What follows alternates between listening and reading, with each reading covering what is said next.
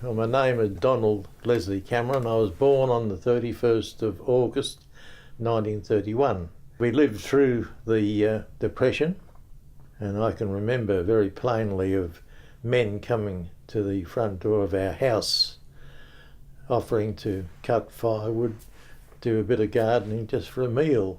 Mum always had a pot of broth or soup on the fire, so there was always something there.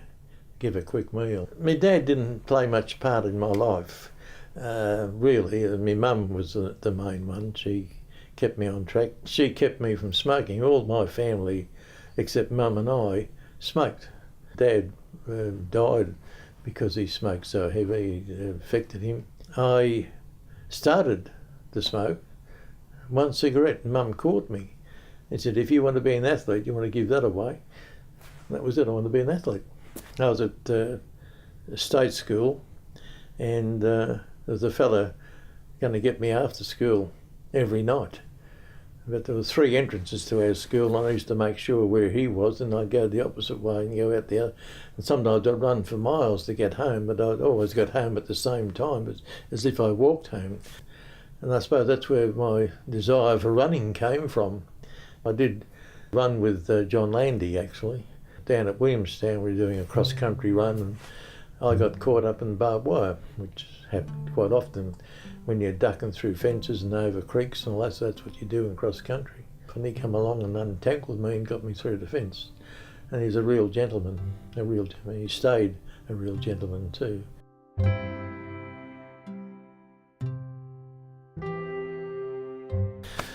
Boat people. Boat people. I call them boat people, yeah. They came by boat, and it was more an ordered thing, not like the unordered thing it is these days, but they went into camps. They escaped from Vietnam and Cambodia and went into Malaysia. And then Malaysia passed them on to Australia. They reckon we handled about 5,000 people in those 10 or so years that we did this work. With all those people, we provided clothes, no payment.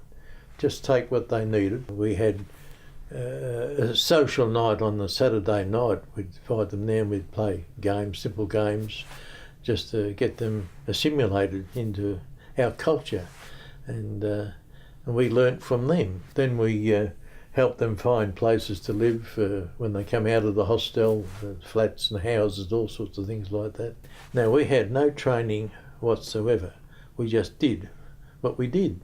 Most of them have moved on, but we still have one couple that come to visit us, 40 years afterwards. They're Vietnamese. They live up in Sunshine, somewhere up that way. And they were a married couple. When they escaped, a lot of stories of escape. This one's incredible. They decided to go separate ways and meet up at the boat and come to Australia. So that was the idea.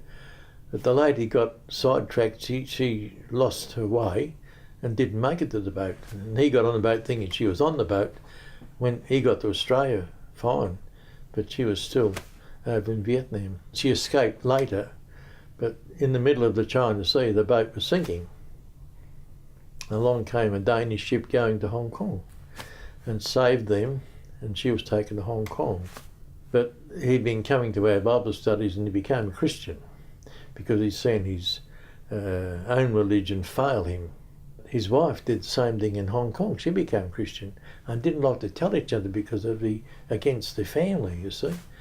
But anyway, eventually he got news she was coming. He was so excited, you know. He raced off to Nunawading where she was going to land. Got together and they got a house. Then they started having children, you know, in their culture. The grandparents named the children, and they referred to us as their grandparents because their own grandparents were in Vietnam. They had no contact with them, so we had to name the babies. And we named 3 of them. They're not their 3 babies. We named a lot of babies because that was the culture, that the grandparents named the children. We gave them English names, of course. We can't give them Vietnamese or Chinese names. They gave them the Vietnamese name afterwards, so they've got 2, one of each. But they're still, that's the names they use. That's the names we gave them. Yeah, we've been married over 60 years now. It seems just like yesterday. 60 years is nothing. One time Marge was taking a Bible study with the Cambodian people, and they had her sitting on a low chair. And every time they walked past her, they got down very low. And she wondered what was going on, And she said to the host, she said, why are they doing that? Well, you're the teacher, and they've got to show respect to you, so their head's got to be lower than your head. And she said, well, get me a higher chair. Yes, she paints, yes. She's painted all these pictures in this room here. She only got started when she was 50. She said when she got to 50, there's 3 things I want to do. I want to learn to drive a car, I want to paint, and I want to play piano.